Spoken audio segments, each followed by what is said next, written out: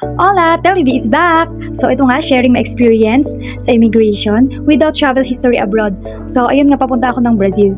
Hindi naman kailangan ng visa sa may Brazil pag pumunta doon at hindi na rin kailangan ng yellow vaccine and hindi rin kailangan ng red ribbon. Shout out nga pala sa travel agency na Tele Travel and Tours. Thank you so much for your assistance. And then, ito nga pala, second meet namin ng aking fiancé. Papunta ako ng Brazil. Ang first meet namin dito sa may Pilipinas. Umattend siya ng aking graduation and ng oath-taking as licensed customs broker last year. As a first-time traveler, malayo kaagad yung pupuntahan ko kaya medyo matanong sa akin at mainit ang mata sa akin ng Bureau of Immigration. So, after ko mag-check-in sa airport, dumiretso na ako sa immigration. Doon sa counter, hiningi ka agad yung passport ko at tinignan ang boarding pass. Siyempre, dapat honest ako. Ang unang tanong nila yung purpose, first stage of interview, name, age, travel history, and hinanap din yung returning ticket.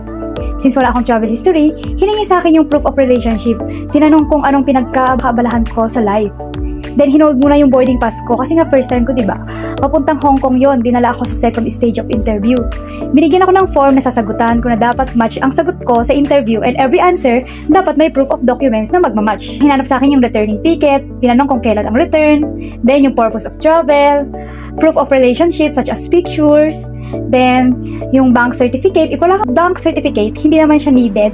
Kung meron ka namang proof of income sa ITR or latest balance account in bank or kung nabubuksan mo yung iyong online banking, pwede mo rin ipakita yon, which is dapat match nga naman siya sa my form na finil-upan mo. Ang sunod naman, nilagay ko rin yung education as master's degree and yung course. Sabi ko nga sa logistics and supply chain ako, nag-masteral. Then hinanapan din ako ng diploma or any proof na ako ay enrolled. Hinanapan din ako ng, bukod sa bank cert, hinanapan din ako ng ITR, tinanong kung gaano katagal yung business ko. Then, since sa akin kasi, sponsorship ng aking fiancé, hinanapan ako ng AOSG from my fiancé, notarized and authenticated sa Philippine Embassy ng bansa nila sa Brazil. As a first-time traveler, sponsorship by my fiancé, magko-fall ako sa my AOSG Section 2 Annex B, kung saan nakalista ang aking mga requirements na dapat dalhin sa immigration. Para makita nila na walang human trafficking na magaganap at iba pang docs na magmamatch. Tinanong ako kung kailan ang una naming chat. Actually, talagang titingnan nila yung messages, pero hindi nila babasahin lahat. Titingnan lang nila kung kailan yung pinaka-una yung chat.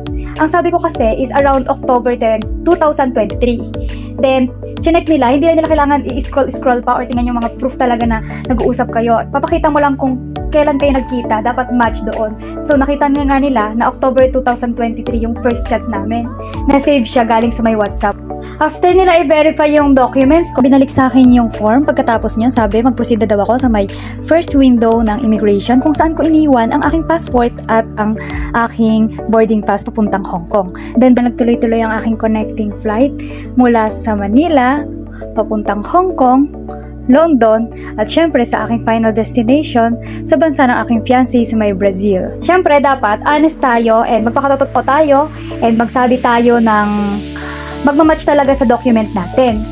So anyway, ayun nga, kung gusto niyo po malaman for more information, pwede po kayo magtanong sa my comment section. Then I will upload the next video. I will recommend this Tele Travel and Tours para matulungan kayo sa inyong visa and immigration. At hindi lang yon, travel management, and pwede din po kayo mag-book ng hotel and flights or cruise. Aside from that, meron din po silang travel package and pwede din pong customized travel plans.